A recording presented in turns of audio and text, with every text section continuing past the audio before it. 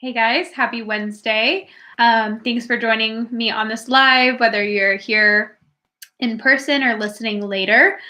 Just as a reminder, everything we talk about today is for education and inspiration only. It's not medical advice and is not, meant to treat or diagnose or anything like that. Make sure that you're, working within the context of your own body and taking what we talk about and doing your own research and figuring out what's best for you.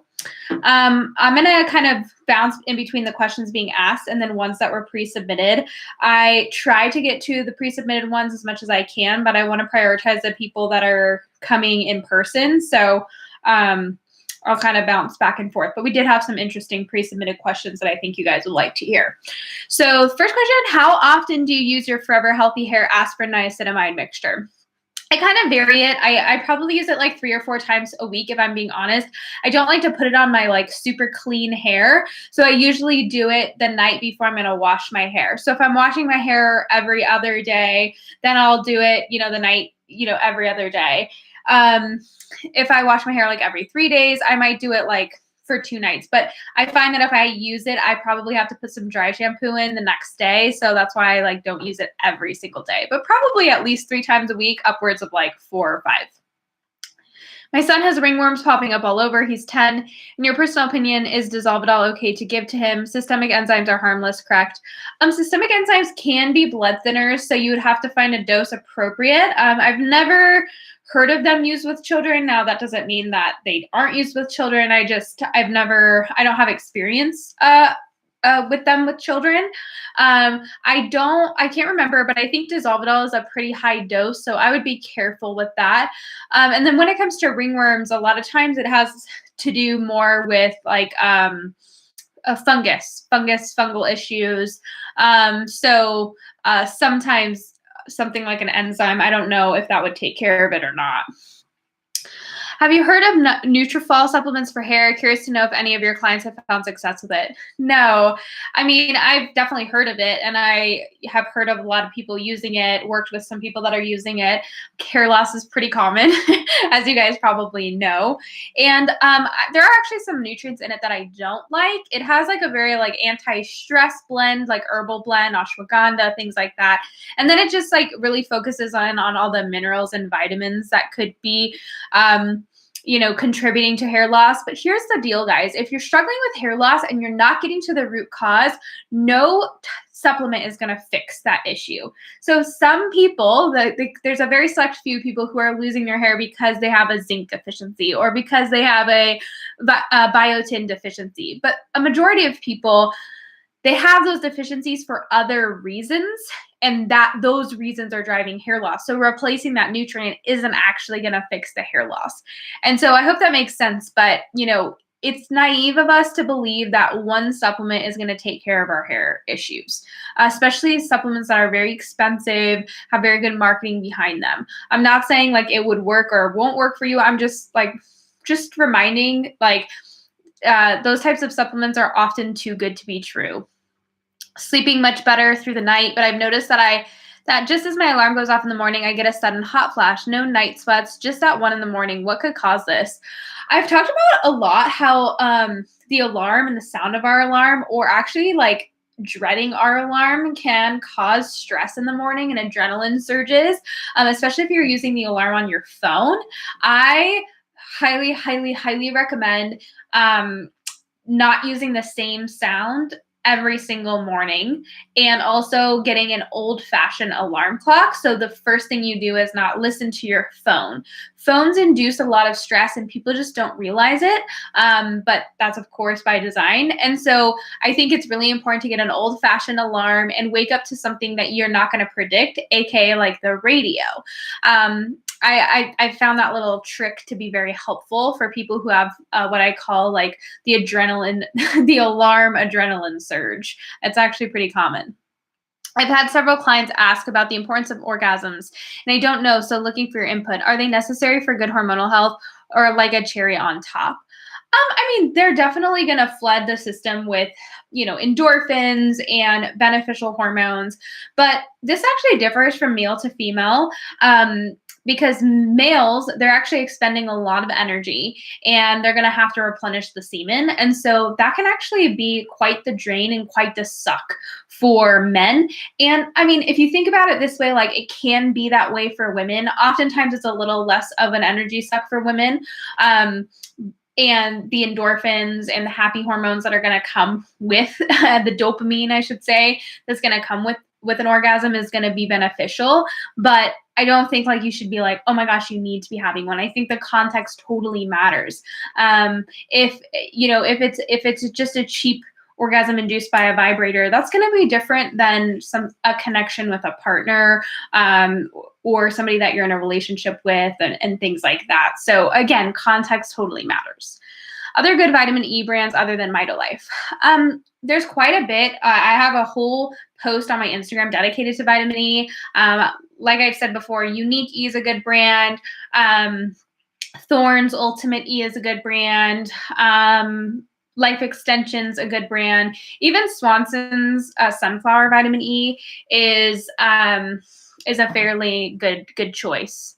Does pregnancy help balance the hormones of women with PCOS, estrogen dominant symptoms? For some women, I have seen pregnancy kind of act as like a reset because there is going to be progesterone produced by the placenta and obviously the corpus luteum in the first 8 to 10 weeks of pregnancy. And so sometimes having a constant production of progesterone really helps women kind of reset from their estrogen dominant symptoms. But remember, those issues will still be there once pregnancy is over.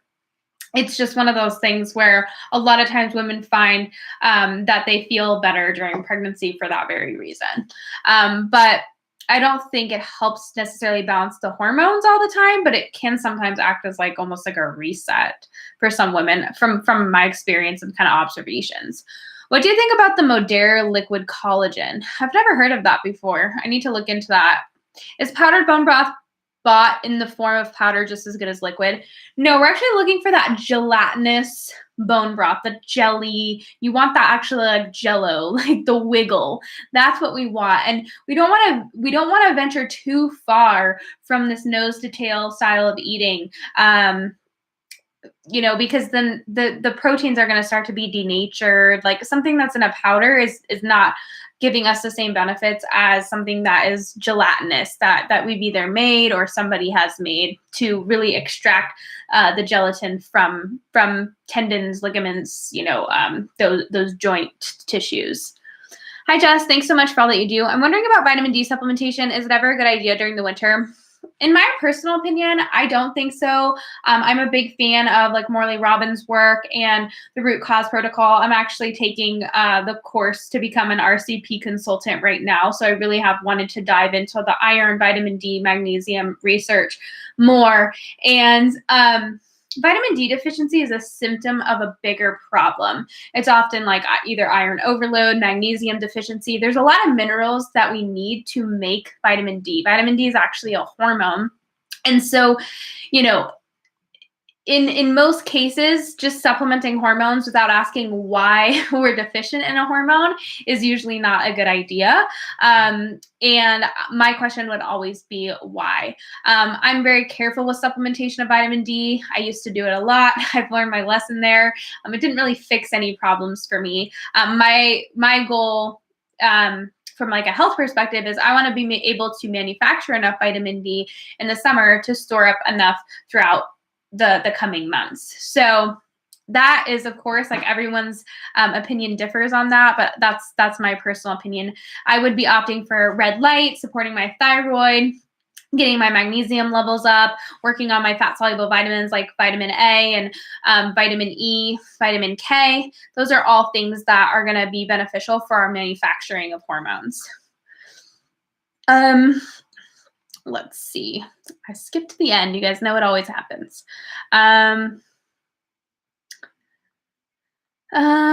Let's see. Okay.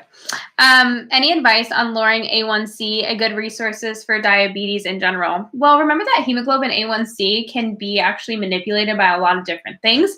One of the most significant ones being inflammation.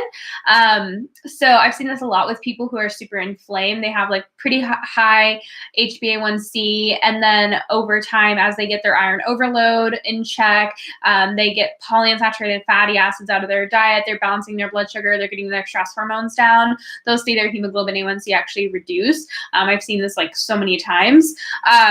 Now, of course, it can be a helpful marker for figuring out like if there's blood sugar issues or insulin resistance, but I don't think it should be the only marker used to predict insulin resistance, because I think there are other factors. I personally think if you're trying to find like how insulin resistant you are, like a post-glucose tolerance test is kind of, I don't want to say the only test, because I think you should look at all tests in conjunction with one another. But I think a PGTT is a really good test to kind of see how we're clearing blood glucose. But yeah, we really want to balance our blood sugar, deal with our fat intake, get our fats right, and get our inflammation balanced. I came off of the pill a couple months ago, and I'll go back. And a good resource for diabetes in general is going to be Isaac Pullman. He's on Instagram, and he is a type 1 diabetic, I believe, and he has some amazing education for diabetes. And he understands the pathology very, very well in terms of pro-metabolic eating. I came off the pill a couple months ago and have been eating FN and tracking my temps. If I go to the doctor for thyroid hormone blood work, is there a time in my cycle when I should get them done? We usually want to get them done 5 to 7 days after we ovulate. So when we're post-pill, we always want to like be checking for ovulation. That's totally the goal post-pill, is to get back to ovulating again. Sometimes that can be a little bit of a journey. And then once we're ovulating, testing 5 to 7 days after ovulation is usually a good time to test our hormones. What do more yellow or red eyes mean? How to make the whites of your eyes naturally whiter?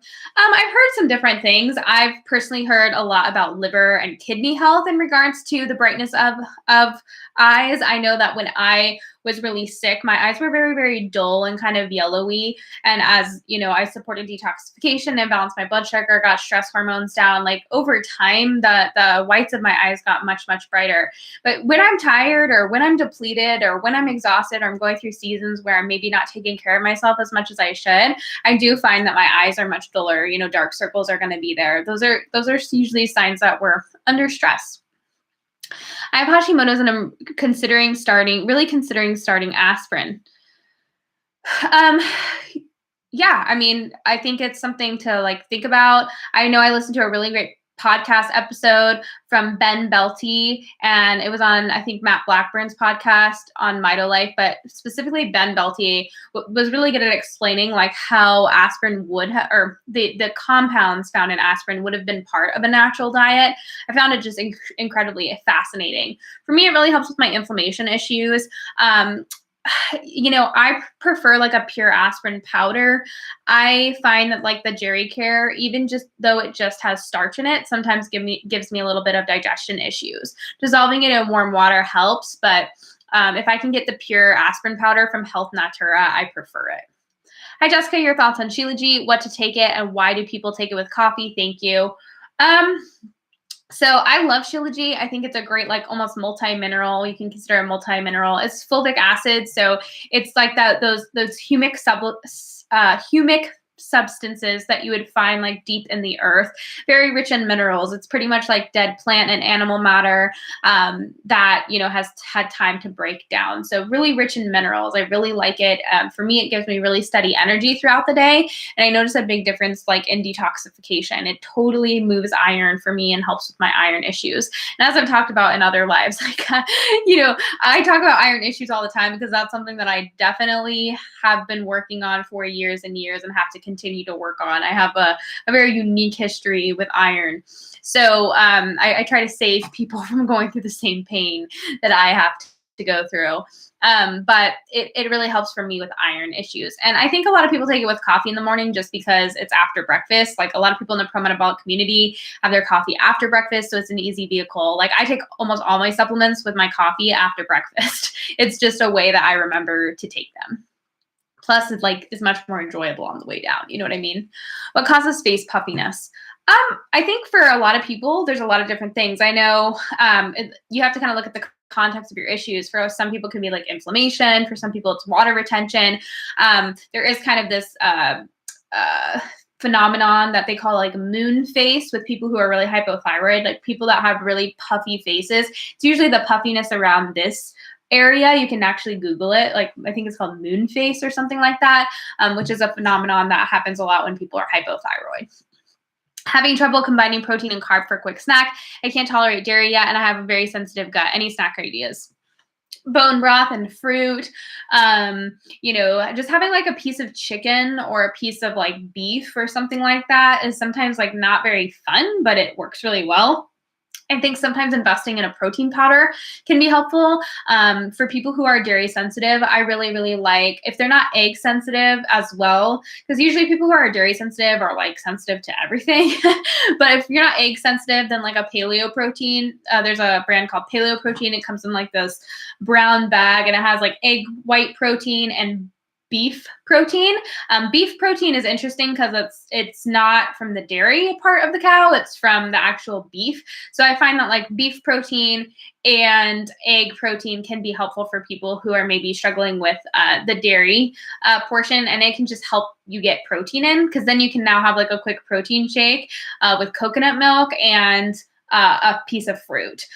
So I know that's not always the most fun, but it can be helpful when dairy issues are holding you back. And then, so like I'll do that, or smoothies, just like a quick, like, and remember, smoothies don't have to be like a whole shenanigans. Like it can just be like coconut milk, berries, and protein powder. It just can be like 3 things. Hard-boiled eggs work really, really well. But yeah, it's just dependent on what you can eat. And sometimes we have to actually like turn things that are maybe not such snacky foods into snack foods. Like I've been known to eat a chicken thigh and some berries as a snack. Like it's maybe not acceptable as a snack, but it's acceptable to me.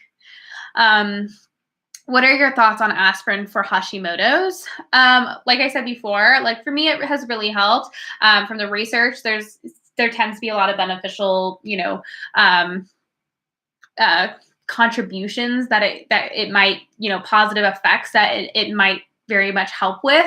I do think it can be effective to use for some people, but that's one of those things that I find that people just like try and figure out if it works for them or not. My grandfather has bad acid reflux and heartburn. What are typical causes? What are some natural ways to help this? Well, you kind of have to look at like, when did it start? What are the habits? A lot of times it's, I know like Chris Kresser has talked about it being like a leaky esophagus, and I liked that term analogy, like a leaky esophagus, like an irritated esophagus. And also oftentimes it has to do with stomach acid issues, whether it's low stomach acid or overproduction of stomach acid to try to get rid of bacteria that are stuck in the stomach. So those are kind of things that have to be figured out. Some little things like digestive bitters or diluted apple cider vinegar can help. Sometimes like mastic gum or things like that can help. But if you don't get to the root, sometimes it will just continue to pop up over and over and over again. For some people, something as simple as like gelatin gummies or bone broth can be very, very helpful. Just something that's going to soothe the lining. Can you take Shilajit with any other supplements, SAMe or St. John's wort, and do you take it 3 months on, 1 month off? I take it with all my other supplements, so I don't really stress about it. I'm really careful with things like SAMe or St. John's wort because I don't really want to increase serotonin at all, just because of how estrogenic and inflammatory it can be for a lot of people. But so those are 2 that you do have to be careful with the supplements you combine with them. I personally have no experience taking it with those 2 supplements, but I do combine it with all my supplements.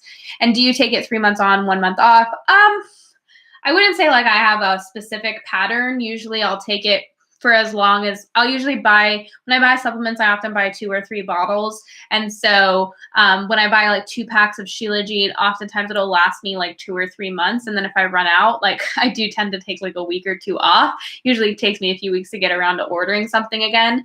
But yeah, I tend to not take supplements every day. I'm just very careful with supplementation. I do think that unless it's actually like a whole food supplement like Shilajit, I don't like to megadose things, and I like to give my body a break, which is why I kind of intuitively take supplements and take them probably 3 to 5 times per week rather than every single day. Organic acid test results shows some candida overgrowth. I'm working on metabolic health, but would adding something like oregano oil or aspartate help? Other tips? Yeah, so I personally think that Saccharomyces boulardii causes way more problems for most people than it solves. You know, we can have Saccharomyces, like there's not just candida in our bodies, we have many yeasts. There's dozens of types of yeast, Saccharomyces being one of them. And I've seen so many people create Saccharomyces boulardii overgrowth by taking Saccharomyces boulardii because it's kind of touted as like this positive fungus that crowds out other funguses. And I'm just like, no. So personally, I don't like Sac boulardii. It's not my favorite. My personal favorites for yeast are going to be undecylinic acid, or it's called SF722. I like monolaurin, which are little like capsules of coconut oil. I like caprylic acid. I like pau de arco. I like oregano, and I like berberine. Those are kind of my favorite antifungals. And usually I rotate them because high dosing something for too long of a time, oftentimes fungus kind of gets pretty smart. Keep in mind that a lot of fungus is hidden behind biofilm. So when you start killing fungus or breaking it down, sometimes fungus can actually, fungal issues can get worse before you get better because you start breaking down those jelly-like, web-like structures. And then what happens is more fungus is now out to party. And that's when like sometimes you'll retest and you'll find that you actually have more fungus and you're like, what? Like what happened? And it's actually because you're now opening up the floodgates of fungus. So that's just a long way of saying like it can be a bumpy ride. And I personally wouldn't just take one antifungal long term. I think mixing it up is often a much better way to go about it. And then, you know, sometimes expectations like should be on point. For sometimes fungal issues tend to get worse after 6 months. I personally also really like to take a week break every 3 weeks. So I call 3 weeks like one round, and then take a week break at least to give the body a break to kind of see where you're at. I think whenever somebody's taking like antibacterial herbs, antifungal herbs, they should always periodically be taking a break and really checking in with their body because you don't want to overdo it on them. Like you want to do just enough to get you where you want to go. Do you take vitamin K2? If so, what brand? Can we get adequate amounts of K2 from food alone? It just depends on our history. Like personally, I didn't grow up eating like any vitamin K rich food. So then I went like paleo and dairy free for like 3 years or 4 years really. And then when I started to like experiment with it with like a lot of guilt. So I really didn't have it as like a constant in my diet until probably like 3 or 4 years ago.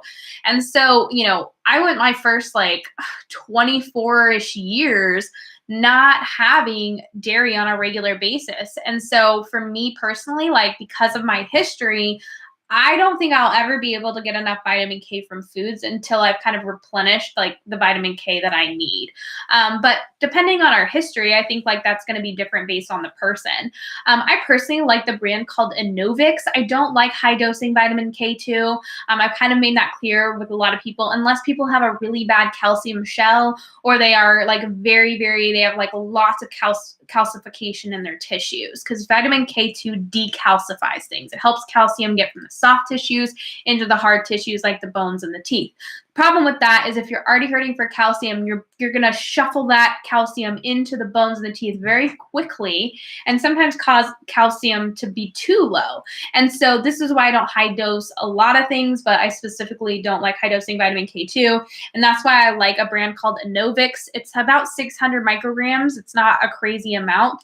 I also like Thorne's vitamin K drops. The only thing is they're just MK4. There's no MK7 in them. So do what you will with that. There's different types of vitamin Ks. I like to just get a blend of both, which is why I like the brand Enovix. I've been having good success healing my metabolism. However, I've gained so much weight on my tummy and it's not stopping. I'm working on bringing down my cortisol from spiking in the afternoon.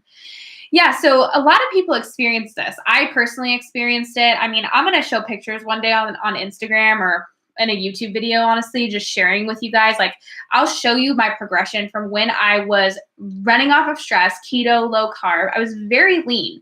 If you showed my before and after, you'd be like, oh, shouldn't those be flipped? But I gained a lot of weight and my stomach is no longer flat and it's still not there yet.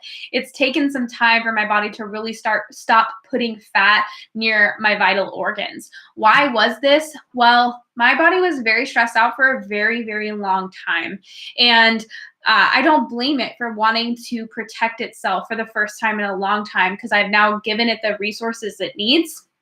And so when stress is high, when cortisol is high, when adrenaline is high, but specifically cortisol, we can put a lot of extra stored fuel into our belly fat cells. Our belly fat cells sensitize under cortisol and they can swell to 10 times their size. This is why people tend to gain belly fat when they have high cortisol and elevated cortisol.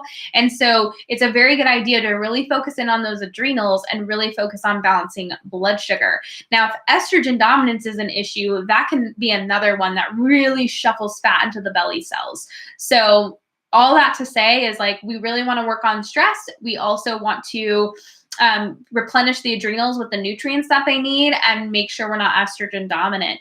And then strength training, that's where strength training comes in.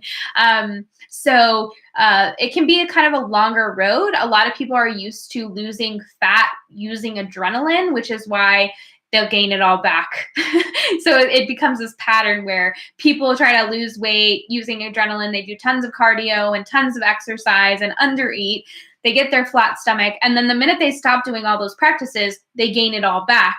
And their belly fat cells are very sensitive, and so they're going to get it all back. Then they're going to do the high adrenaline thing again for another year, and then they're going to gain it all back. It becomes this yo-yo. And getting to where we actually want to go the right way takes time and consistency, and it's very, very slow.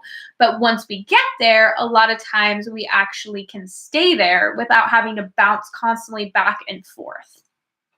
Any advice on incorporating circ, antihistamine, anti-vertigo medication? Not sure if you're familiar. Yeah, I'm not super familiar with that. How much and how often do you take vitamin E? I take it usually pretty much every day.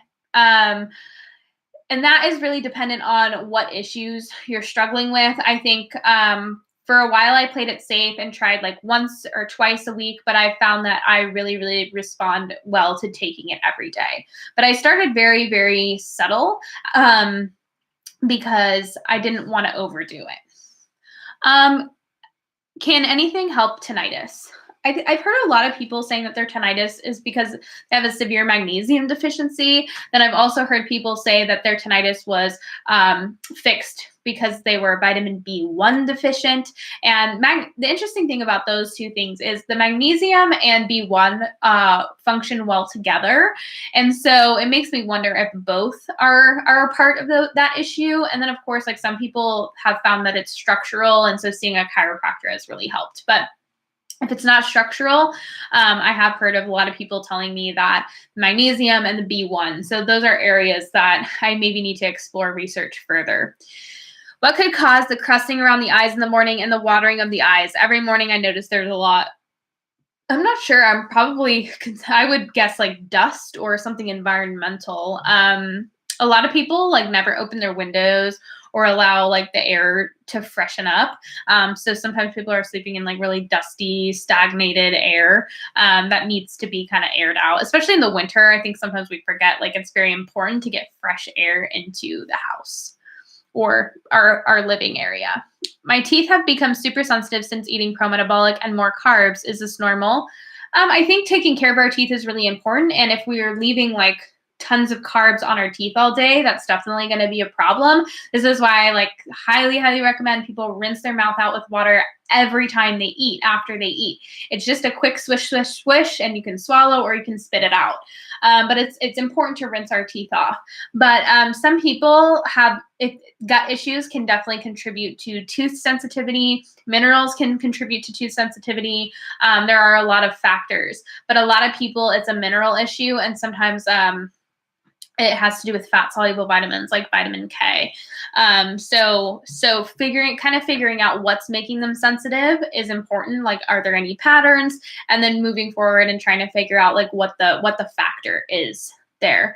If we're letting acidic or carb things just sit on our teeth, that's usually the first step to rinse. How do you make your Shilajit not taste disgusting? Well, it just does taste disgusting. One of my friends said the funniest thing. She was like, Shilajit tastes like the zoo smells. And I was like, I would have to agree. That's like the most perfect description of Shilajit I think I've ever heard. I personally don't let it dissolve under my tongue for the most part, but I also take it with my coffee. So there is that like first gulp is just disgusting. Like, it's just not good. But I usually can like cover it up with my next sip of coffee.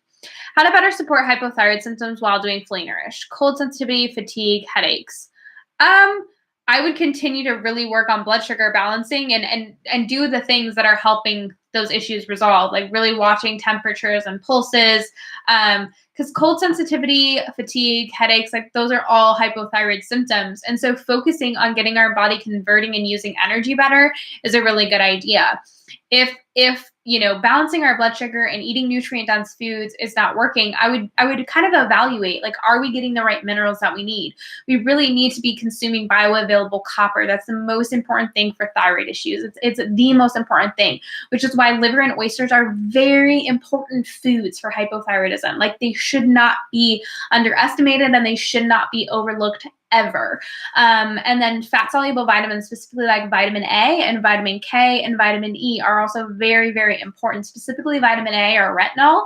And again, that's why liver should never be overlooked as an important food, an important part of the diet. And then minerals is the next thing. So, after copper, we want to look at like magnesium, sodium, potassium. Those are very important minerals for allowing thyroid hormone to actually interact with the cell.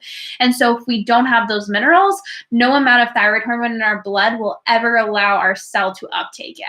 So those are things to just remember. The minerals and the nutrients that I share in Fully Nourished are not just for like shits and giggles. There's actually a very specific purpose to each nutrient in regards to hormones and metabolism. And everything that I mention or put emphasis on, there's a reason why behind it.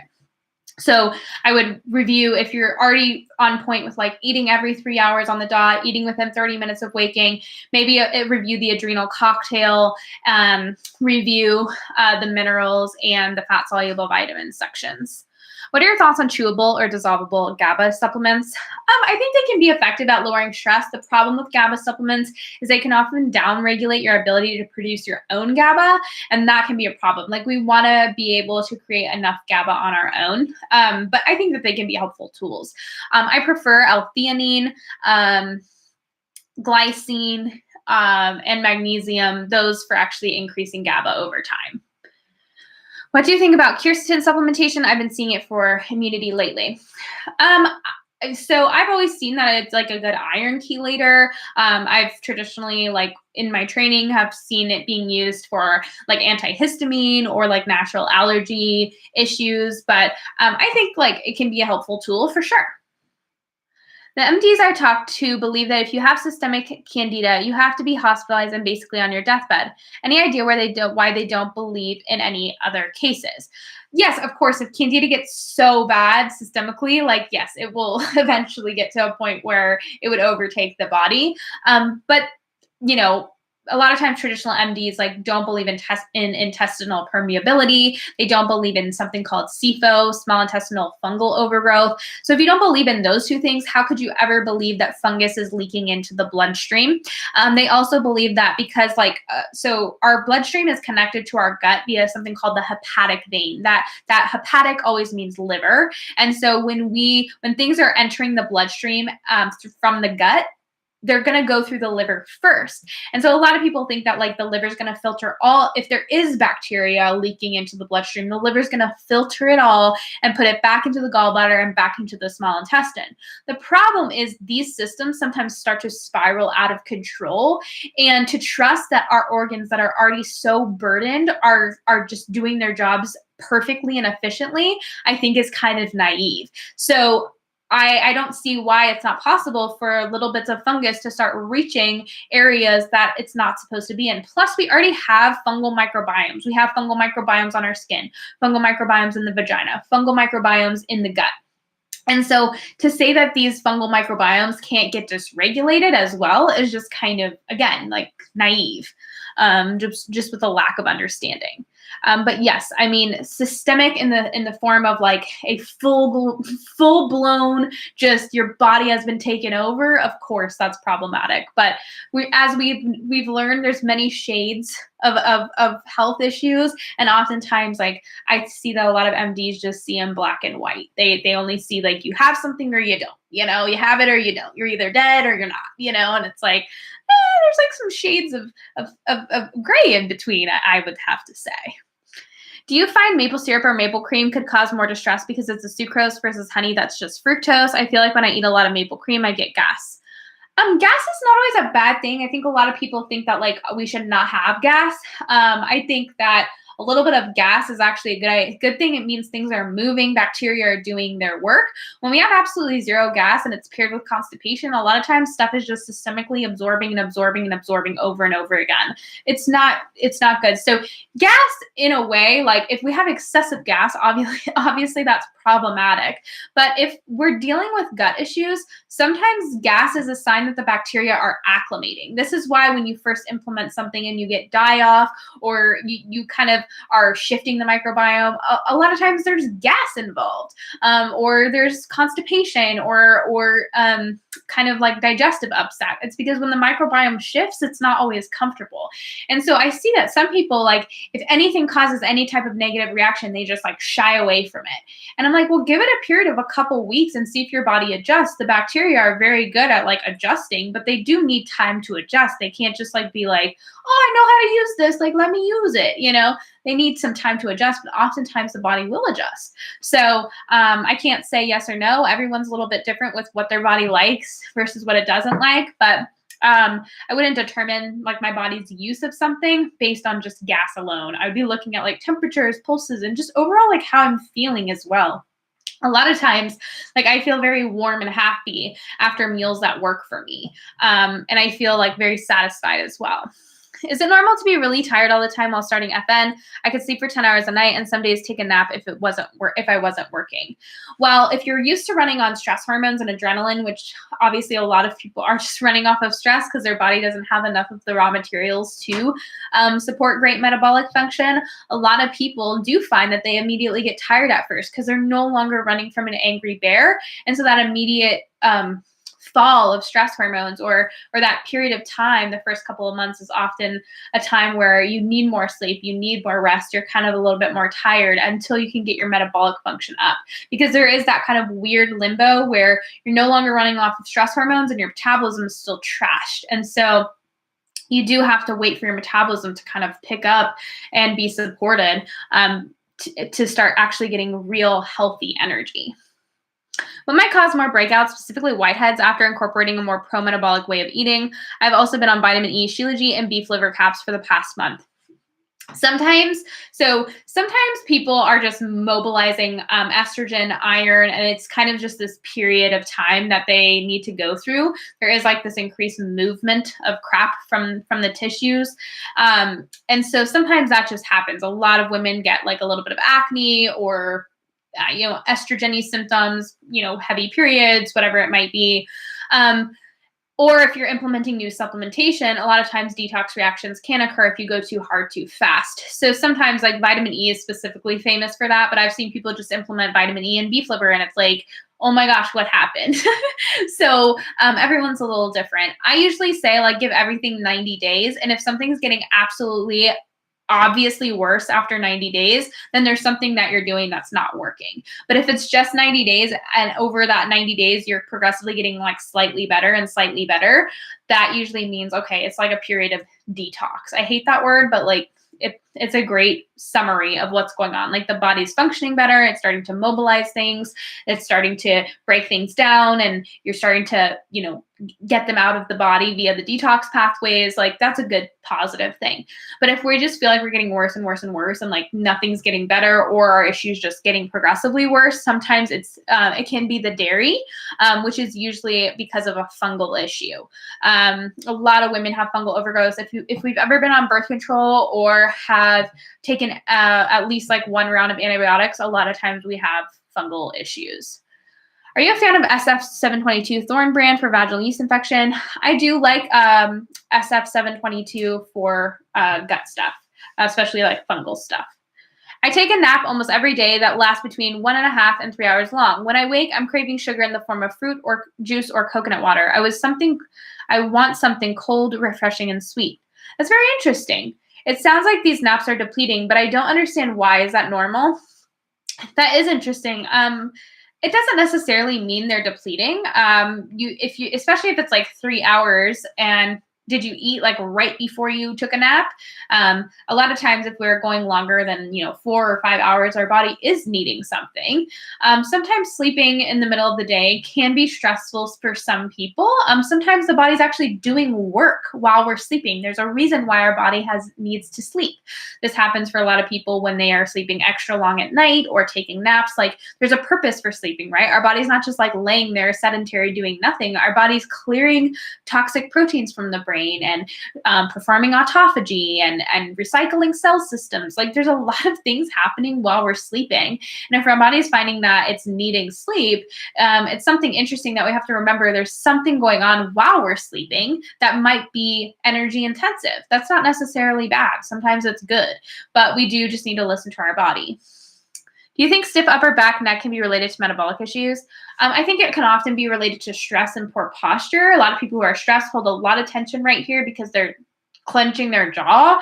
And so that's going to work on those, the fascia and the muscles right here, and it's going to go into the top of the traps. So if you're practicing proper posture where your shoulders are rolled back, like it's very difficult to actually clench, but it's very easy to clench when you're in this kind of hunched over position. So proper posture is very important for upper back and neck tension. There are some people that have connected like a gallbladder issue with a sharp stabbing pain in the shoulder blades, but I've never heard of that being like an upper, like all throughout the upper back and shoulders. A lot of times that's stress related, poor posture related, and a kind of just a need for fixing like that whole jaw and neck area of tension. Sounds like, do you have any recommendations for a dry brush? I don't really have like specific recommendations. I usually just I have one that I think I bought off of Amazon like 5 years ago probably, and it's worked for me. I just go for something like with good reviews. What do you think are the main cause of chronic fungal issues? Do you think mold is one? No, I think mold is actually like a symptom of a greater problem in our environment, but I won't go there. I think that the cause of fungal issues is over sanitation. Like we're just trying to kill so much bacteria, and there's so many methods that we're doing that with like antibiotics, birth control, lots of medications are very antibacterial. And then many things in our environment deplete us of copper and cause iron overload, which is, of course, a perfect storm for fungal overgrowth. Copper is what keeps fungus in check. And this is why I believe a lot of people are sensitive to mold as well. They're very iron overloaded and they're very copper deficient.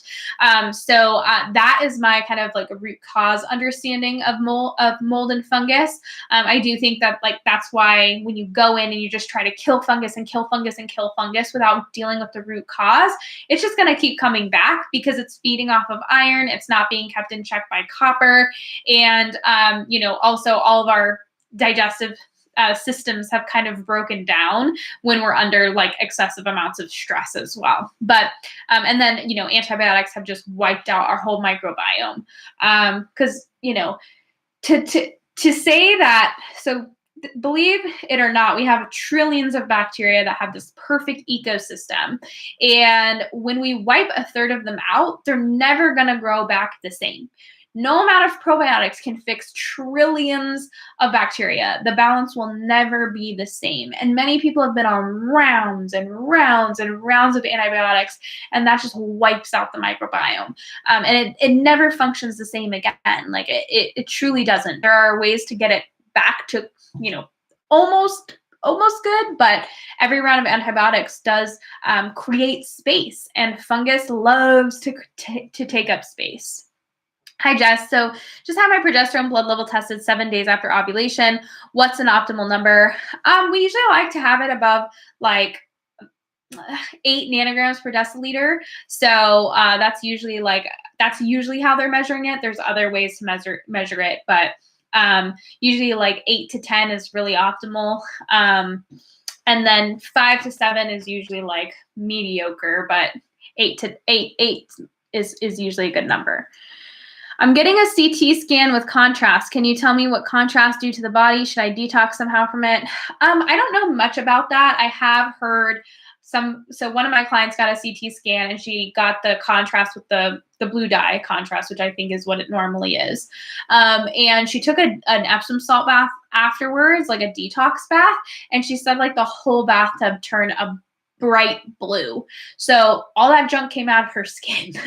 I don't really have any like recommendations necessarily. I will never forget that story because I just thought it was so fascinating that the body moved it through the skin. When introducing foods, what are signs they aren't working well for you? Overall, just not feeling good can be a big one. Having like a really stuffy, runny nose constantly, feeling like your head's really stuffed up, feeling really irritated or moody, like it can be mood related.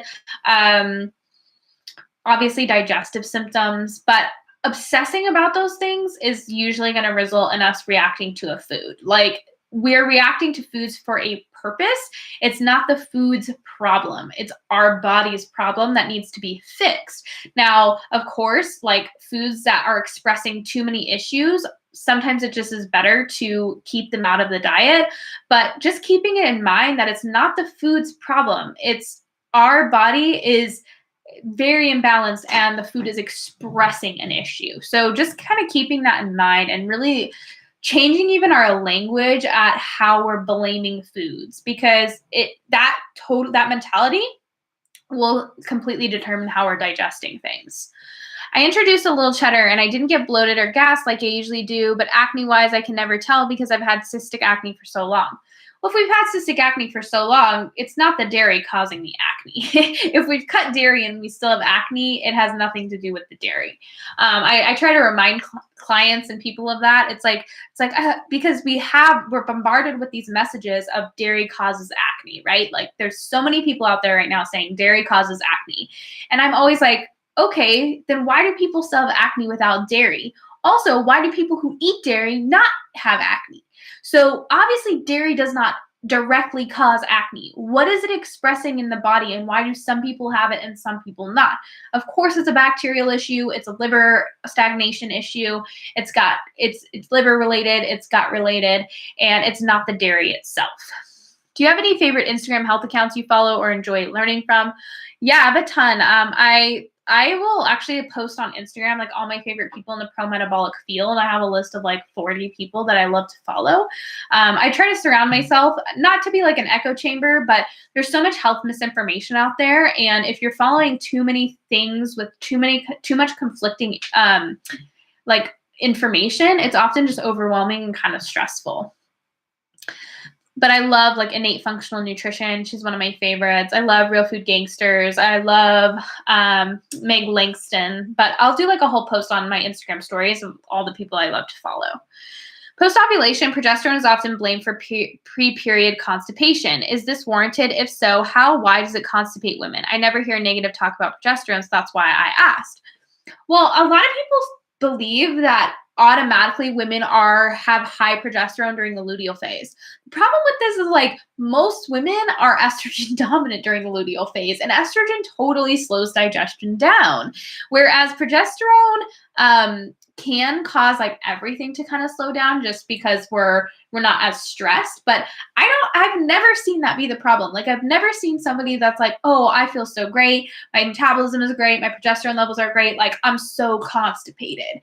It's totally like metabolic issues driving constipation and estrogen driving constipation. Estrogen really like plays a big role in how the gallbladder functions. So when when our estrogen levels are high, oftentimes the gallbladder, like the bile is just very sluggish.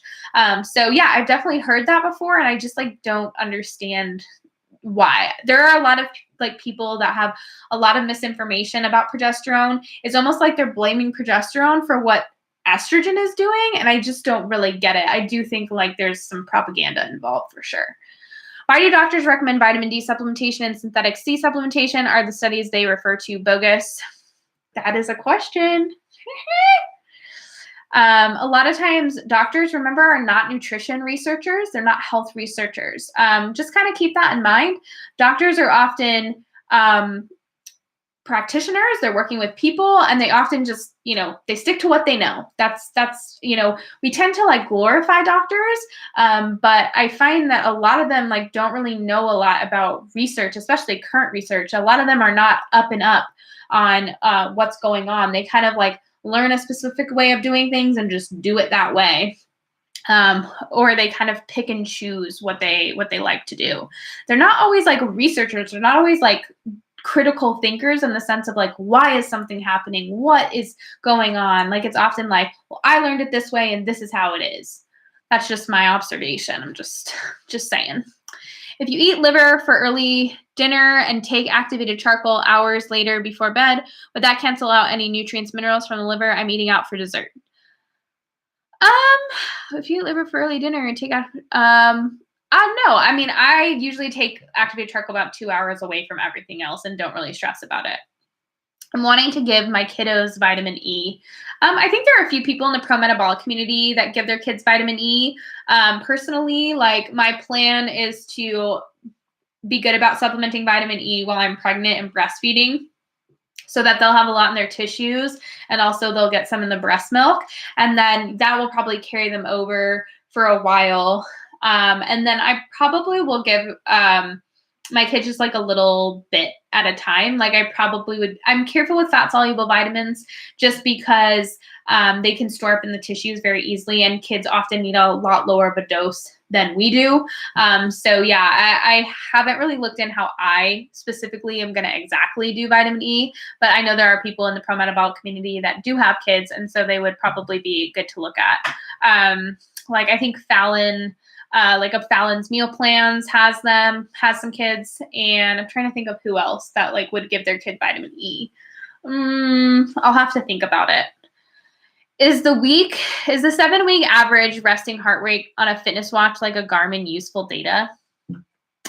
I like heart rate variability, but the resting heart rate, oftentimes they believe like the lower the heart rate, the better. That's kind of like what is kind of the current thought process behind heart rate.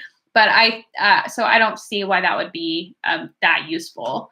What should I look into for trying to stop grinding my teeth at night?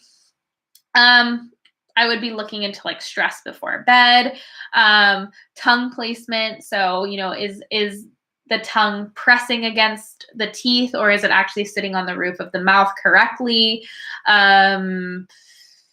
Let's see, like what factors during the day are affecting the grinding at night? Like are you grinding your teeth all the time consistently, or are there times that it's worse rather than better? Also like posture, sleep posture, like how you're sleeping. I know that there are things out there that can help prevent grinding. Like some people have said that mouth taping has greatly improved their grinding at night. But for everyone, it's like a little bit of a different issue. I love my homemade gelatin, but how much is too much? I personally would kind of chill out after 6 tablespoons a day. I don't, I try to, because remember that gelatin, although very beneficial and very balancing, is not a complete protein. And so if you're relying on a majority of it from of your protein from gelatin and not getting enough from other sources, that can be problematic, especially for leucine, because the protein, the amino acid leucine, really can help with estrogen dominance. It helps block those estrogen receptors. And so when we're not getting enough leucine, that can affect our estrogen dominance issues in a negative way. This is again why I'm so pro animal protein for so many reasons. But yeah, relying too heavily on gelatin without getting enough protein from the other sources can be problematic. But I wouldn't stress about gelatin in general. Wanting to get, an expansion on wanting to get my kiddos vitamin E, ages 10 and 13. I personally have been using Vitalife. Would you say that those would be okay for kiddos? Yeah, just be careful with fat-soluble vitamins. I didn't realize they were 10 and 13. I'm not an expert at kids nutrition, but with fat solubles, it's probably a good idea to be safer rather than sorry, remembering that it stores up in the tissues, and I probably wouldn't do it every single day. Hi, Jessica. What can be the causes of irregular period? If before I started implementing a lot of your helpful advices, my period was regular, but the days have changed the last 3 months. A lot of people just expect their period to just be boom, fixed. But if we had a regular period but had symptoms, that's not a regular period in the sense of we were still struggling with imbalances. And so sometimes when we start to implement new practices, balancing can take time. It's not going to be an overnight fix. I know for me, there have been times in my life where I start working on something and my periods get irregular for a while, and then they get back to being normal as my body balances out, and they're balanced for a while. And then if I start to work on something else, sometimes things will become irregular. Sometimes we do need to assess if something's not working for us. But like I always say, especially in fully nourished, 90 to 100 days is a really good time frame to give our bodies before we start determining if something's working for us or not. Do you recommend getting annual checkups and pap smears? I think that's really up to you and kind of your personal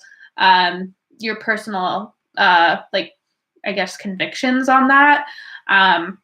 I personally don't, unless I got something that was irregular. I personally don't get an annual. I get what I think my doctor recommends every 3 years or something like that, unless there's an irregular. And then they say check it up on it the next year. But yeah, I honestly have no, what I can tell you what I personally do, but I can't recommend anything. I'm not a doctor, but I personally don't do that. I do get annual checkups though, for the most part. Will I ever quit waking up in the middle of the night? I'm eating a small snack and I'm following as many FN protocols as I can at the moment. Sometimes we have to assess what's going on during our day if we're waking up during the night. So if we're doing all the night routine things, sometimes it's what we're actually doing during the day. So one of the biggest things that I've seen is exercise. Now, I don't know what your exercise is like or if you are exercising, but that's usually the first factor that I bring up, because a lot of people's exercise is not working for them and they're not recognizing that it's keeping them up at night. Coffee can sometimes be another one. So kind of figuring out if there's a very low caffeine tolerance, because especially if they're doing it a little bit later on in the day or later on in the morning or even early afternoon, sometimes it's too late. So I usually say cutoff should be 11 and see if that helps. Are they eating enough during the day? Some people are doing very light snacks throughout the day rather than enough calories. And so even though they're eating every 3 to 4 hours, they're just not eating enough calories throughout the whole day. And it's affecting their sleep at night. Sometimes they need to actually be eating more calories. This is why I do find, I hate the term calorie counting. I like to call it nutrient tracking or macronutrient awareness.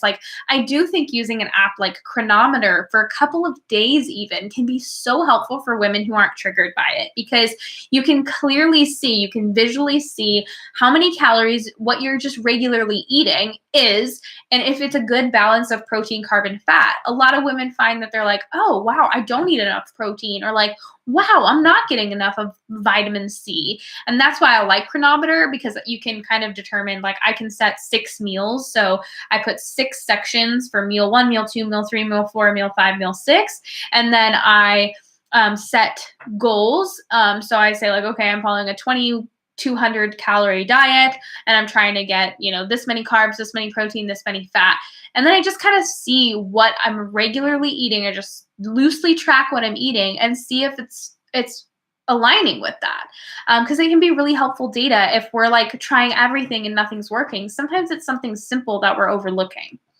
Started pro-metabolic 2 weeks ago. I'm having small intestinal bloating and nausea with a lump in my throat. Is this likely getting used to raw dairy? I was keto before and used nut milk.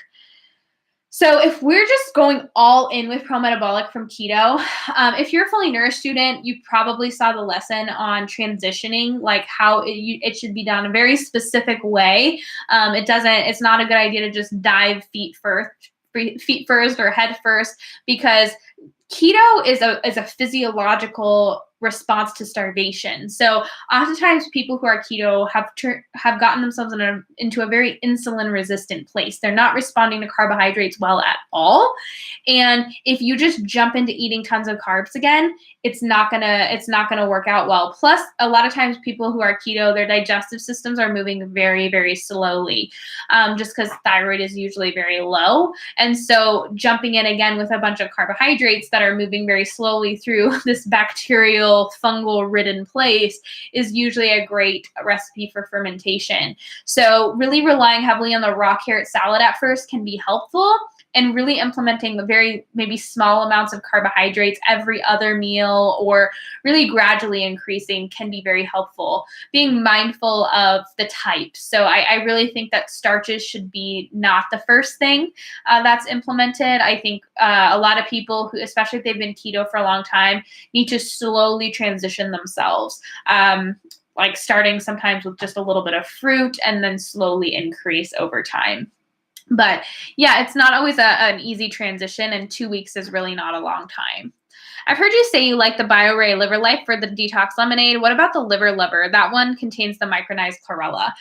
I'm not a huge fan of chlorella. I don't think it's horrible, but it is very high in iron, and so I'm not a huge fan of it. I try to avoid it for the most part, but there are a lot of people who have taken like the pooper, the one that helps with constipation, and also the Liver Lover that has chlorella and have had good results from it. So I just don't recommend it because I don't like chlorella as a rule.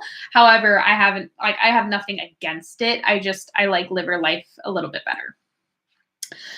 What are your thoughts on nutritional yeast? Are the B vitamins and other nutrients natural or added? Well, getting unfortified nutritional yeast is where you're going to find natural sources of B vitamins. Sometimes there are brands that fortify, and those I do stay away from. So I like unfortified nutritional yeast and unfortified brewer's yeast. Can I eat half of a carrot salad per day? Because I feel like 1 carrot or 2 carrot is too much for me. I mean, you can do whatever you want. People can do whatever they want. I find that if it's too little of a carrot, it's often not doing what it's supposed to do, which is like sweeping the intestines, but everyone's a little bit different in what works for them. Sometimes people will actually split it up between their meals. So they'll have like a portion of the carrot with breakfast, a portion of the salad with lunch, and a portion of it with dinner. And I think that works well. My hands and feet get so cold that my veins pop sometimes, and it's so painful. Any thoughts or suggestions? Thank you. This is often something that I talk about. Like, we want really warm hands and warm feet, and this is why working on our metabolism is so important. Balancing our blood sugar and eating every 3 to 4 hours. Protein, a little bit of protein, carb, and fat can be very, very helpful at helping restore metabolic function so that we have good circulation into our extremities. Oh, well, so many questions already. How do you know if you're truly sensitive to dairy or if it's just poor digestion? I've been lactose intolerant since I was a baby. I think it's great you're doing this.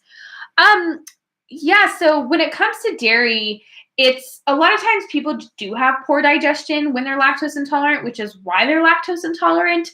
I think like telling someone that they're lactose intolerant is like saying like, you're sugar intolerant. And you're like, oh, okay. Like, but like, why? Like, why is my body not breaking this specific thing down?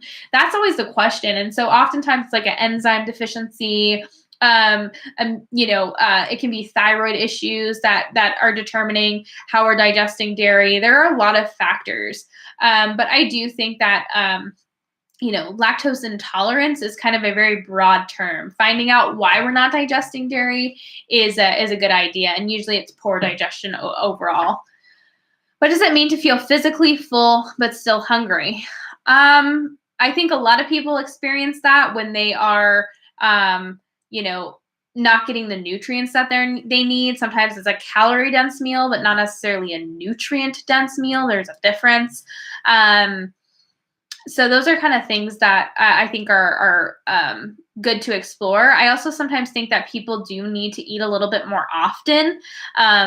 So there are a lot of factors that could drive that. Some people will say it's like insulin resistance, which I don't disagree with necessarily, but I do think that there are some things like I would personally explore if I need to eat more often, or if I need to reevaluate like what I'm getting nutritionally. Like, am I getting nutritionally what I need? Is there enough protein, carb, and fat at every meal? For example, like I could fill myself up with fruit, and my need for protein is not going to go away, and I might still feel hungry. I get this. I personally, it's not a hunger, but when I don't eat enough protein, I get this like gnawing sensation in my stomach. Like it does, I just don't feel satisfied with my meal, even if I'm quote unquote full.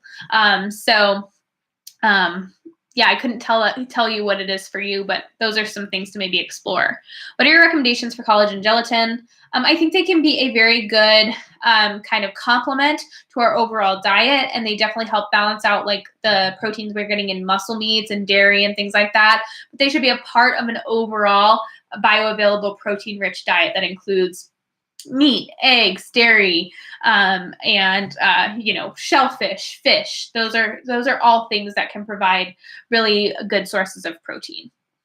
But collagen gelatin can be great to balance out glycine levels. Is it a sign of low P and high E if days right before your period you deal with extreme highs and lows of emotions, anxiety, and depression? My last few cycles have been awful. For a lot of people, it is.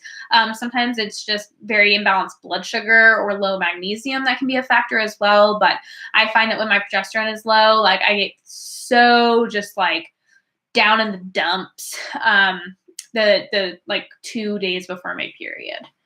Does your course work for pregnancy? What about going through menopause?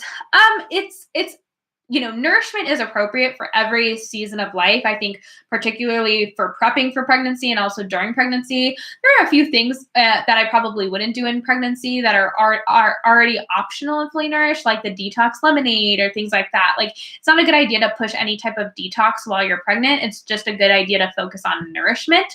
But yeah, I mean, most of the principles in Fully Nourished are pretty straightforward for anybody.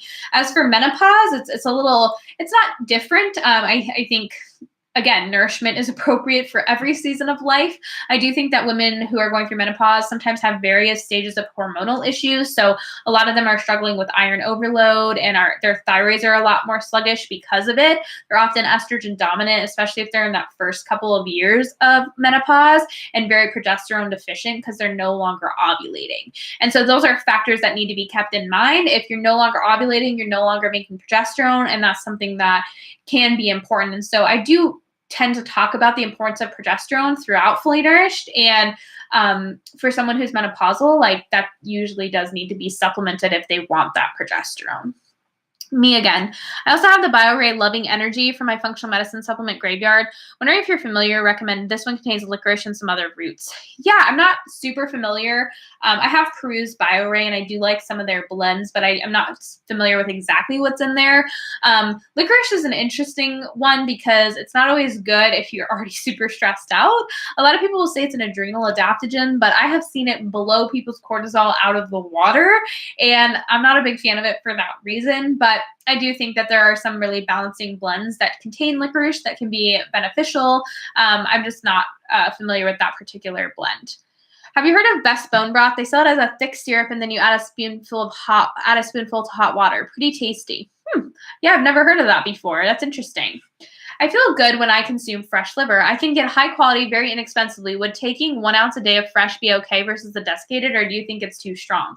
I think it's whatever people find is best for them. I personally wouldn't do more than 6 ounces a week. So I'm kind of careful with fresh, especially the fresh stuff. But yes, the fresh stuff is always superior to the desiccated because there's nothing lost. Whereas with desiccated, like how are we going to determine that no nutrients have been lost in the desiccation process? Of course, there's been some loss. So I personally like fresh, and I think if we tolerate it well, and it's a good like we get good positive benefits from it, then it's a good practice. I'm 20 weeks pregnant and have been staving off a yeast infection throughout the pregnancy. No joke. I put garlic in my vag once to kill the yeast. I'm assuming it's because of the estrogen spike. A lot of times people do get this. Yeah, it kind of sucks, especially when it's from an estrogen issue, because the vaginal microbiome is changing. Some people do decide to try to like shift the microbiome a little bit. I've heard of people putting like doing like a yogurt or a kefir soaked like tampon to kind of try to change the microbiome. I know there are stuff for yeast, but a lot of them have herbs that are not safe for pregnancy. So I definitely don't envy you on that one. That sucks. Also, do you make your own bone broth? Tips on what bones and best recipe for healing gut. I don't react best to onions and garlic. If you're very reactionary to vegetables, it's usually best to just do straight bones and water and maybe some salt and a little splash of apple cider vinegar to draw the nutrients out of the bones. But the joint bones tend to be the best, or oxtail. I mean, if you can get your hands on oxtail, that's usually the best, most gelatinous bone broth. But anything that has like any joints in it, like I tend to do a lot of lamb shanks for meat, and I cook the lamb shanks that are on the bone, and the broth that is created from that is totally gelatinous. So remember, like meat on the bone also has a good amount of gelatin as well. So that's another way to go about it. But yeah, if you're super reactionary or sensitive, I probably would cook it the least amount of time possible. But yeah, like you don't need much to pull. You're just trying to pull the gelatin out of the bones. That's really the whole point. What should someone do if they have an ear infection or inner ear infection? Thanks so much. I personally, like, I haven't had an ear infection in so long, but I used to struggle with so many ear infections when I was a kid, and I was on so many rounds of antibiotics, probably at least like 30 rounds of antibiotics before I was like 5 years old, which again, cringe. So if I gotta want to again, I would probably do the whole garlic oil thing first. Doing like a garlic oil. That's probably would be the first thing that I would try personally, as well as like internally, like oregano, bone broth, anything that's going to support my immune system. But obviously, if it got to a point where it was just getting worse, then I would, opt for anything that I needed to get rid of it. I know that you don't like to eat raw cruciferous vegetables. What about broccoli sprouts? I think that's totally a personal thing. Like, I think sprouts can be a definitely nice complement to a meal, help keep, the bowel movements going, have some nutrients in them. But I would just pay attention to the temps and pulses and see how things are doing. But yeah, I think broccoli sprouts can be great for a lot of people. Do you have a more specific idea about what MitoLife's Dissolvable is geared toward? It seems like it's for everything. What does it do exactly, if you know? Thanks. Systemic enzymes, so things like serrapeptase and nattokinase, they're enzymes that your body would naturally create. And what do enzymes do? Well, they do a lot of different functions, but these specific enzymes are protein or proteolytic enzymes. They specifically break down protein. Now, proteolytic enzymes, when they're secreted, often help you break down proteins in your gut. So when you're digesting protein, they're breaking proteins down. But when you take them on an empty stomach, what can happen is they'll be absorbed into the bloodstream, and they'll actually go into the bloodstream and break down fibrotic protein tissue, so they say. And a lot of people have touted that taking enzymes like this have really helped break down their scar tissue or soften their scar tissue. People have used examples from things like blocked fallopian tubes all the way to C-section scars. But the mindset behind it is that it's going in, absorbing into the bloodstream and breaking down protein. They're proteolytic enzymes. I hope that's like a better explanation, but I've used them for years in various applications, specifically for breaking down biofilms. They're very good biofilm disruptors, which are these like jelly web-like structures that bacteria and parasites and fungus build around themselves. And I do think that they can help with like inflammation and scarring and things like that. But sometimes if you don't have a purpose for them and you're just randomly taking them, you don't really find that they're doing anything. You've mentioned a website to check for scientific articles by putting in certain words in their search bar. Can you repeat what that website is? Yeah, it's Functional Performance Systems, or FPS. You can Google them. Is it okay to treat the symptom while I'm pregnant and continue eating pro-metabolic? Lots of energy needing to grow a baby. Oh, I'm thinking that she was talking about the yeast infections. Yeah, of course, there's tons of energy needed to grow a baby. And I think, like, especially if we're struggling with something like yeast infections, it's like we kind of just need to do whatever we need to do to get rid of them. Have been doing the bedtime snacks plus eating every 3 to 4 hours, wondering what a reasonable time frame is before my temperature will consistently higher and I will stop waking up in the night.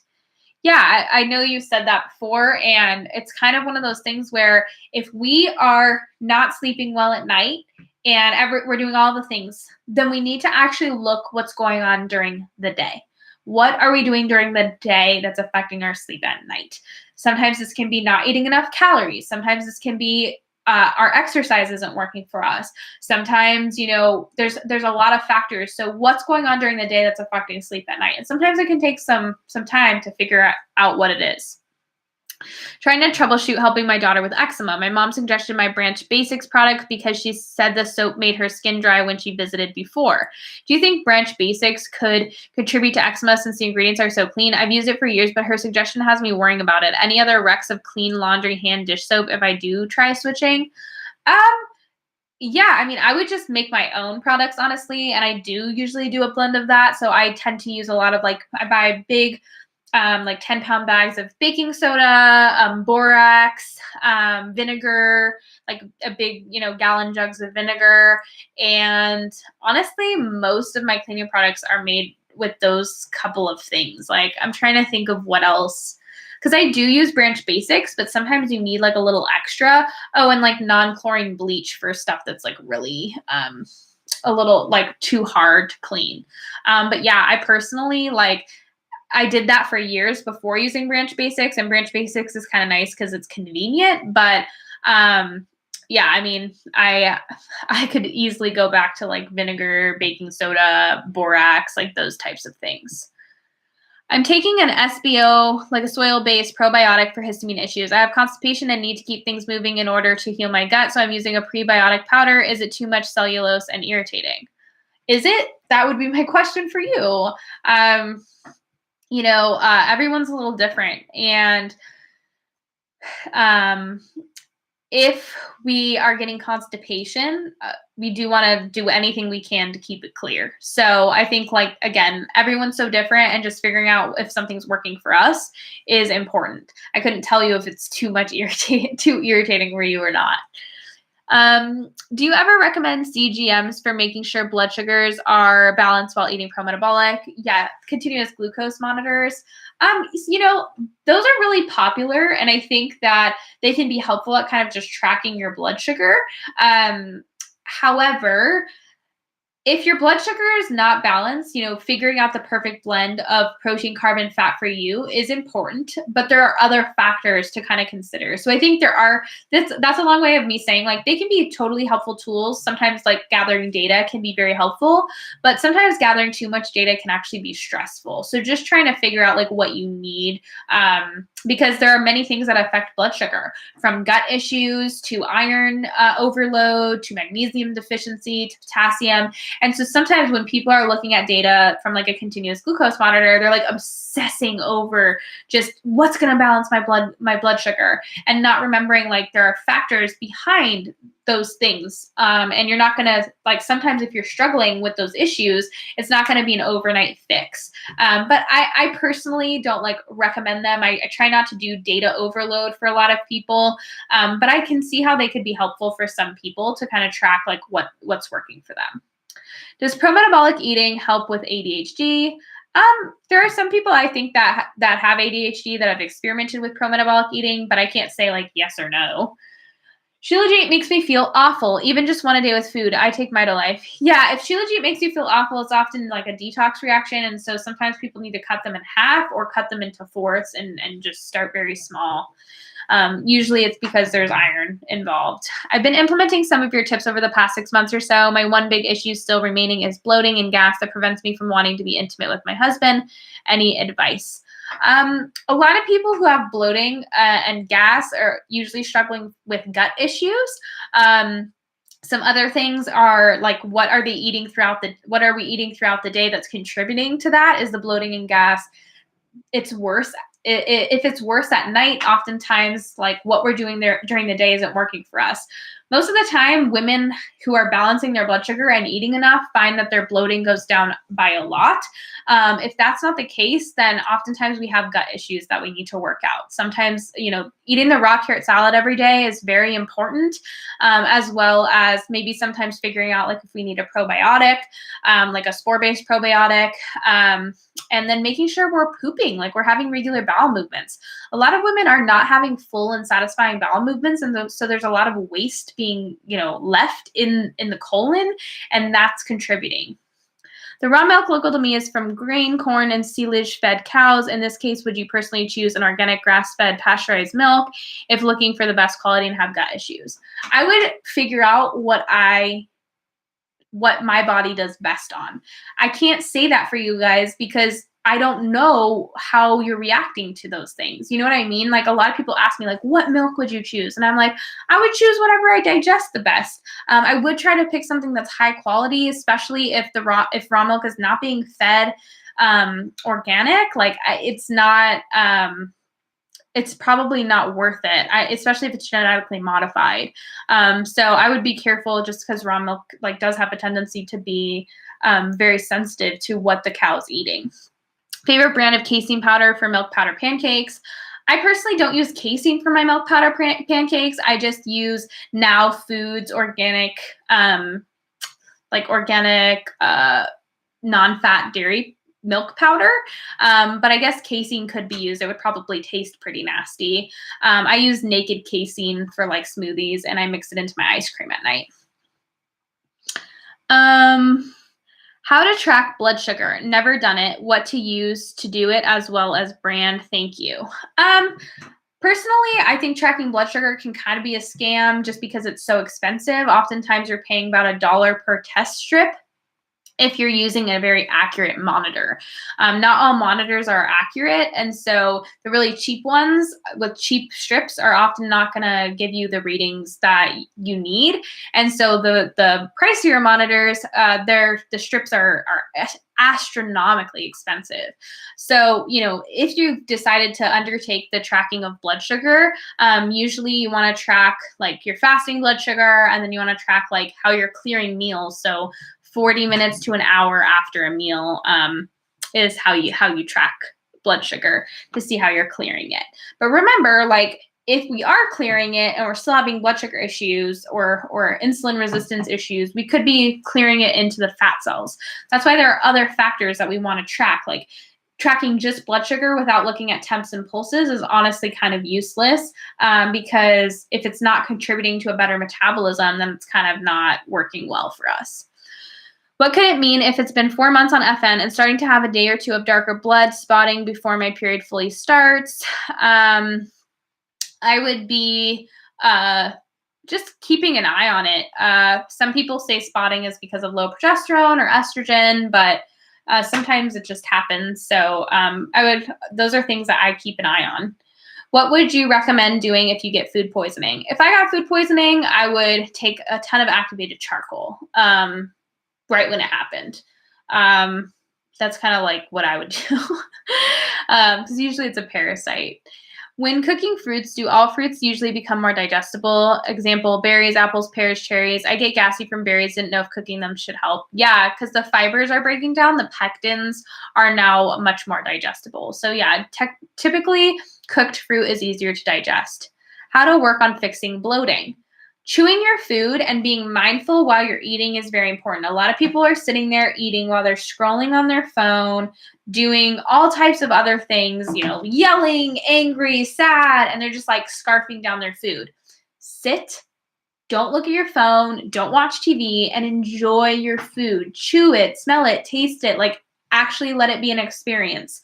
That's the first thing. A lot of people, that's enough to really get their bloating down. The next thing is to eat things that are easily digested. Tons of raw vegetables and tons of fibers are not going to be really easily digested.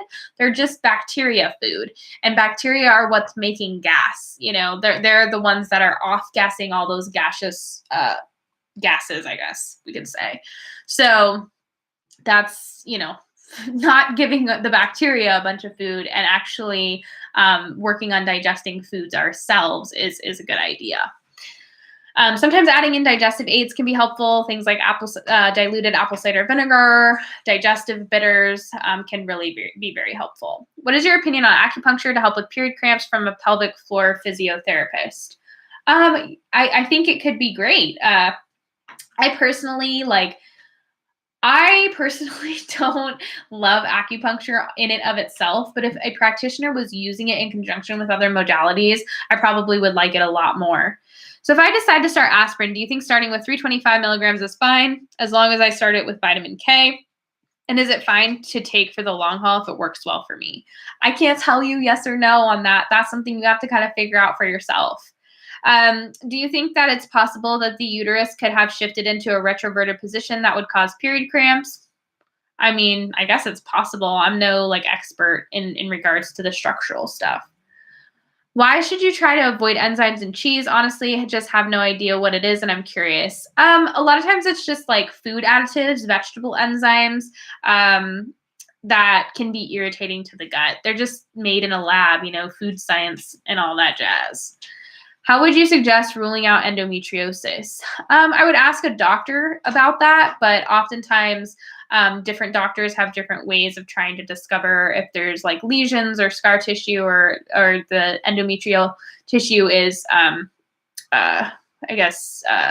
being overproduced or getting thicker and thicker, but that is a question for a doctor.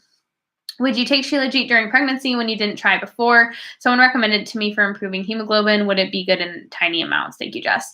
I'm very cautious about doing things in pregnancy if you've never done them before. I wouldn't say yes or no because there's no safety studies in regards to Shilajit in pregnancy. But, it's kind of everybody's going to have a different level of comfort in trying new things. Some people that are pregnant are very daring, and some people want to play it safe. So I think that's kind of a personal preference. Last week you talked about a certain type of underwear. Do you remember what it was? If you recommend a brand, I'm so tired of thongs.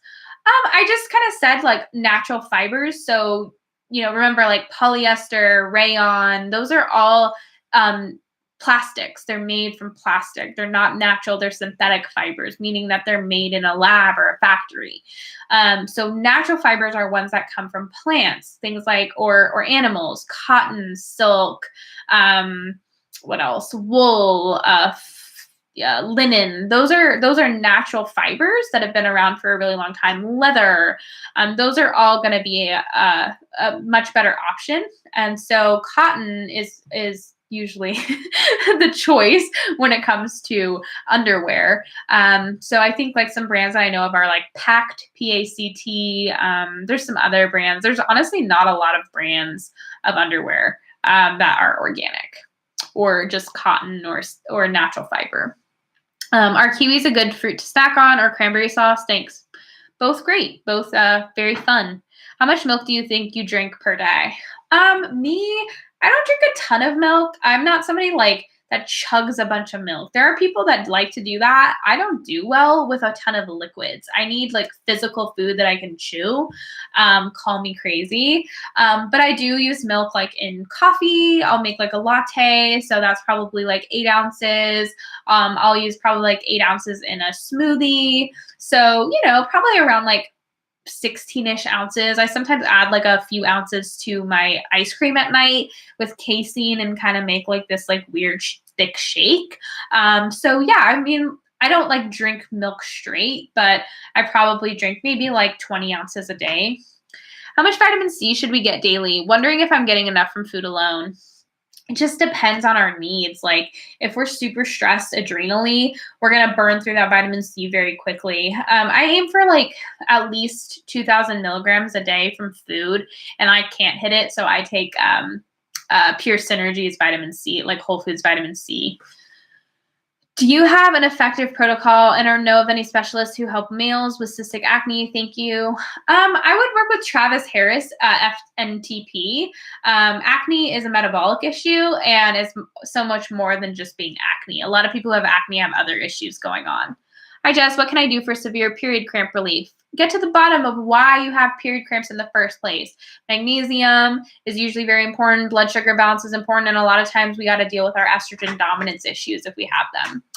My sister suffers from hemorrhoids really bad and doctor can't seem to help her. Do you think this is a deficiency in something? Veins are super inflamed. Thoughts? Some people have tied it to various mineral deficiencies. I think it often has to do with like the mucous membranes being very irritated. But I know that homeopathic remedies tend to be very helpful for them. I've heard some very good things. I had them in the past when I had really bad gut issues. And for me, vitamin E capsules actually worked as suppositories, worked really, really well. Is there a reason for loose stools, diarrhea in the days leading up to your period starting? What can that mean? Usually it's from prostaglandins, which will cause an overproduction of cramping in the surrounding areas, which including the gut. And so that can cause period diarrhea. The tooth decay book you referred to, is it Cure Tooth Decay by Ramiel Nigel or The Dental Diet by Dr. Stephen Lin? Oh yeah, it's Cured Tooth Decay by Ramiel Nigel. I think The Dental Diet is helpful. I obviously don't agree with everything, but that one can be good. It's kind of just like a play on Dr. Weston A. Price's Nutrition and Physical Degeneration. Do you take a probiotic?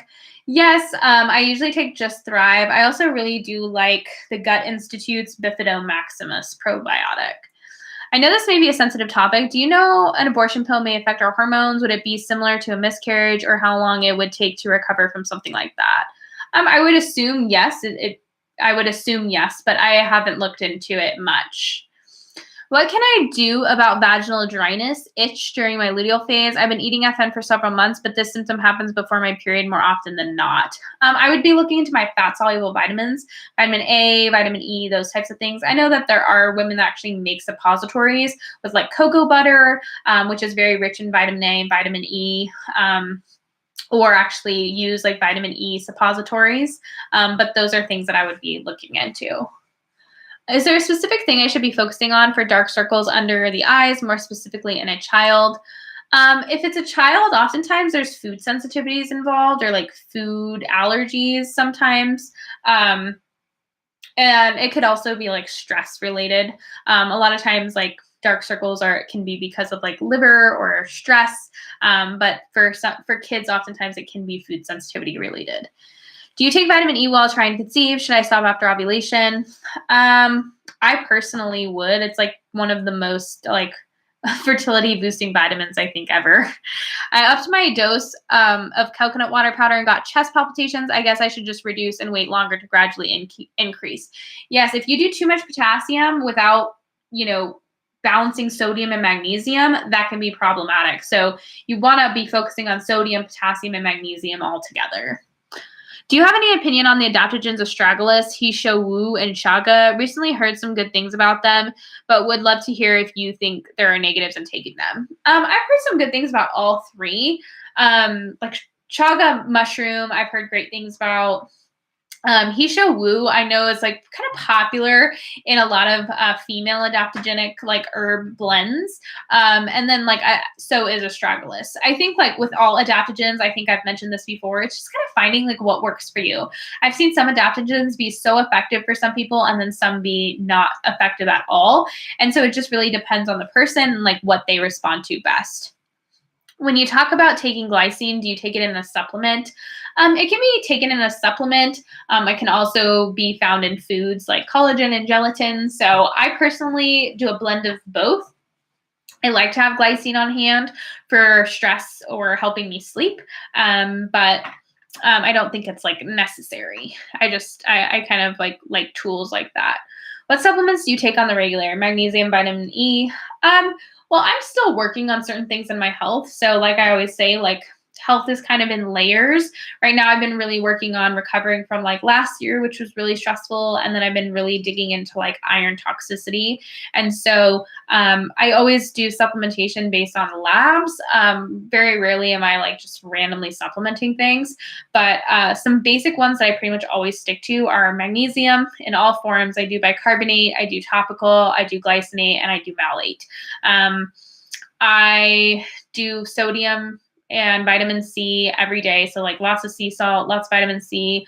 I always do potassium just because I am very active. And so I need the potassium from coconut water powder, coconut water, goat's mineral whey.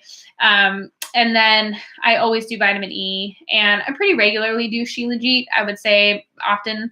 And then regularly either doing liver and oysters or supplementing with liver and oysters if I'm not eating them on the regular. Are 17 to 18 day luteal phases normal? Is this cause for concern? I mean, I've heard of them lasting anywhere from like 10 to 16 days, but I'd be curious about a 17 or 18 day luteal phase. I've never learned that they could be longer than 16 days. But that's just my like personal, I honestly haven't looked into it. I seem to be constipated later on in the day and have very loose stools in the morning. I can't seem to get it to shift, even with more fiber, carrots, apple. Do you have any suggestions? I've been looking at my stress levels throughout the day, like, what's going on. And then as well as just sometimes it's just gut, like we just need some restructuring of the gut. We need probiotics, or we need to continue to really work on our stress levels. Stress is going to affect digestion, not vice versa. And then if you're like structurally, are you sitting all day? Because that's going to put, of course, pressure on the whole, colon and digestive organs, really. It's going to prevent blood flow. So keep in mind, like structural things are going to affect that. Our movement throughout the day is going to affect our bowel movements. Hi, Jess. I often hear people say the body prefers to run on fat. Where does that thinking come from, and why do you think that's so ingrained, especially in today's diet culture?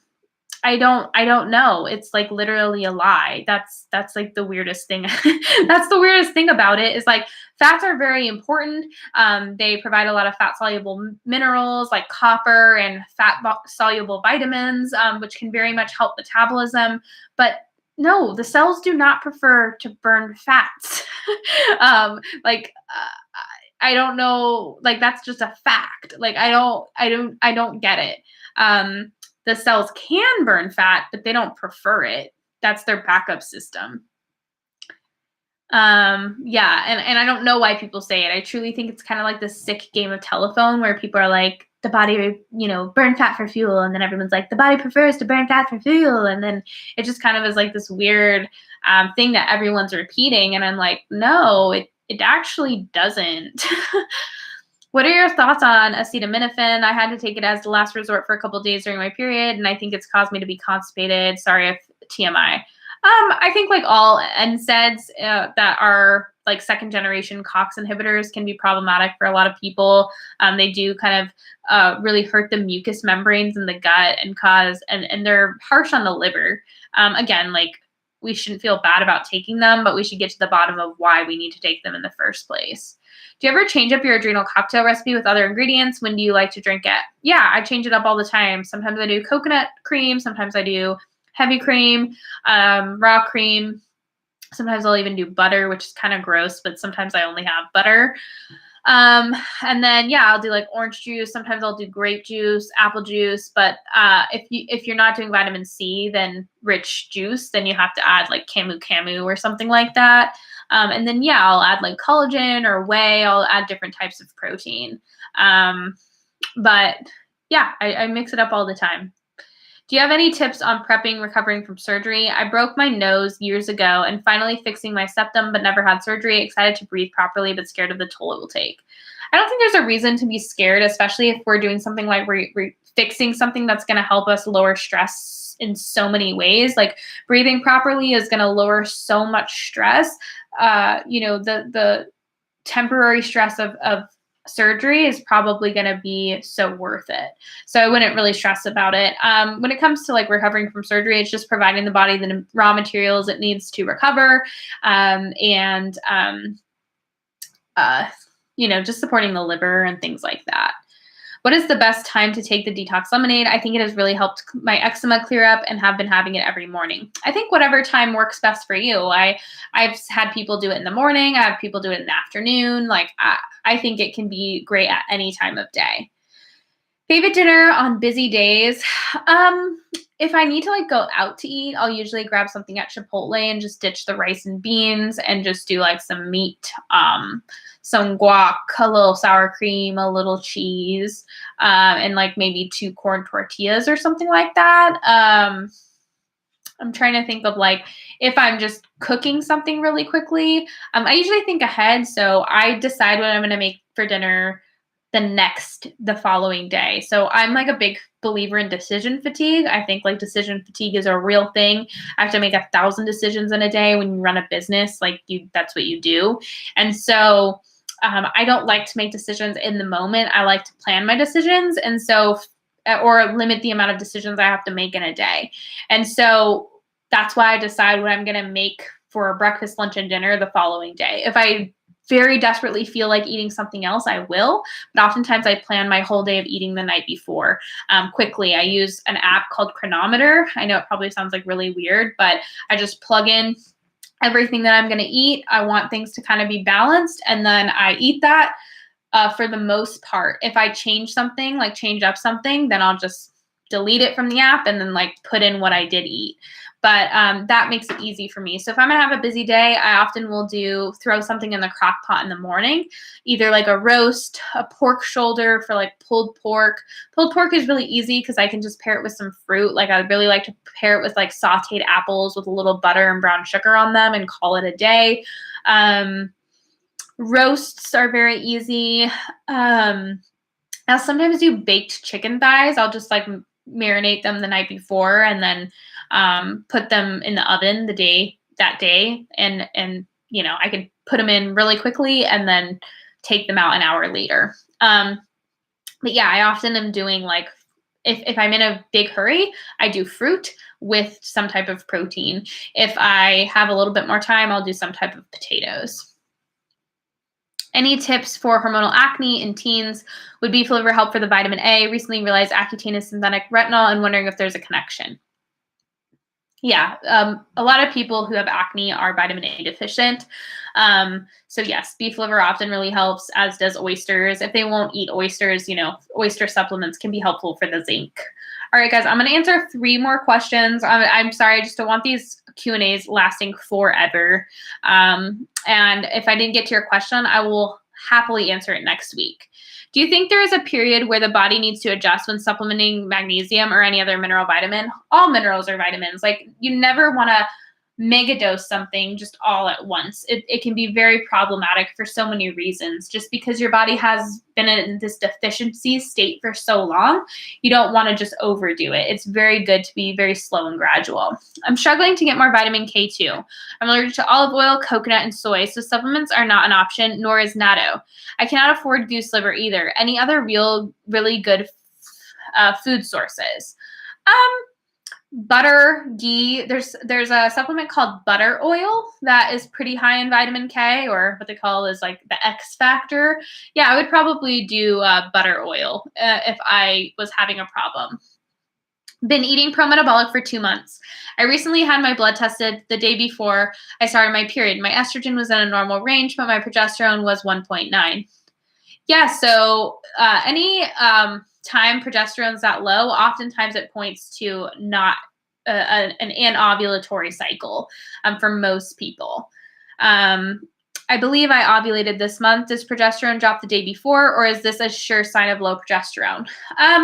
But if, like you said, progesterone drops the day before we start our period. So if we get our blood tested the day before we start our period, it's not usually an accurate level of progesterone, which is why it's best to test our progesterone 5 to 7 days after we ovulate. How can I become a nutritional therapy practitioner? Go to nutritional therapy practitioner school. I don't know. I'm not a nutritional therapy practitioner, so I don't know. If my temps don't go down after re-implementing dairy, is it still possible it's contributing to prostaglandin cramping, or would my temps reflect negatively right when I ate it if it was a bad idea? It's very possible that it's causing issues without affecting your temps and pulses. Tried drinking OJ, coconut water, and salt last night before bed, and it sent me into a stress response. Why is this? Maybe it was too much sugar without any protein, or way too much minerals at once. I also had slightly elevated ALT. Will pro-metabolic eating help lower this, or should I be working extra on my liver? Thank you so much for all your advice. I think it's always a good idea to work on our liver, especially if our liver is showing signs of being of struggling whatsoever. Okay, you guys, thank you so much for your questions. Thank you so much for being here. If I didn't get around to it, I'm so sorry. Like, we're getting so many questions now. So I'm probably going to start doing more topical Q&As on specific topics so we can kind of keep it a little bit more simple. So I'll announce that next week. Just look out for it. But I love you guys. Thank you so much for being here. And I'll see you guys on next live on Wednesday.